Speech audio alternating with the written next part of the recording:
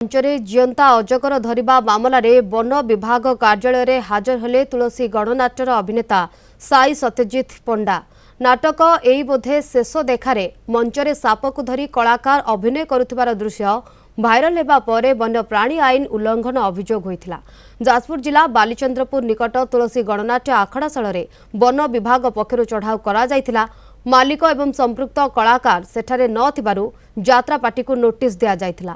आज साप को धरी अभिनेता साई सत्यजित पंडा बैरी डालीजड़ा वनांचल अधिकारी कार्यालय रे हाजर होइछन्ति। एहा कोनोसी अजगर साप नुहे, एहा हेउछि बल पाइथन।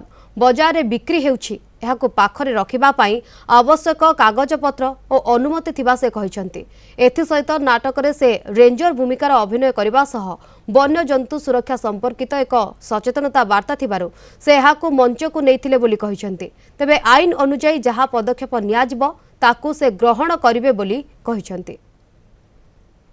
एटा विषाक्त साप नुह किंबा एटा आम इंडियन अजगर बा इंडियन कौन साप एटा नुह, एटा साउथ आफ्रिकार बल पाइथन बोलिया को कहंती। एटा को आमर इंडिया सब लोक रखिंट इंडिया आलाउ भी रखापी भुवनेश्वर भी बहुत लोक रखिंट। या कौन बेसी लोक है कौन मुझे गोटे अभिनेता गोटे जगह गोटे सेक्टर एक्टिंग करुँचे अधिका पब्लिसिटी है जोटा कि मुझे रखी ये आसला।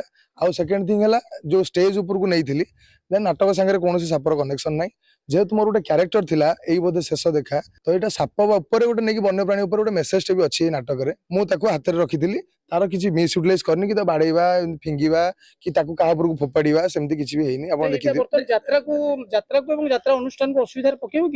मंच प्रदर्शित करने उचित नथिला कहीं ये वन्यप्राणी ये जाऊँगी किंतु देखा गले आजिकल बजार बिक्री होची ताकू से धरी बोलते कागज पत्र से प्रोड्यूस कर यार उच्चतम आमर उपरिस्थ अफिसर आसिक करेंगे।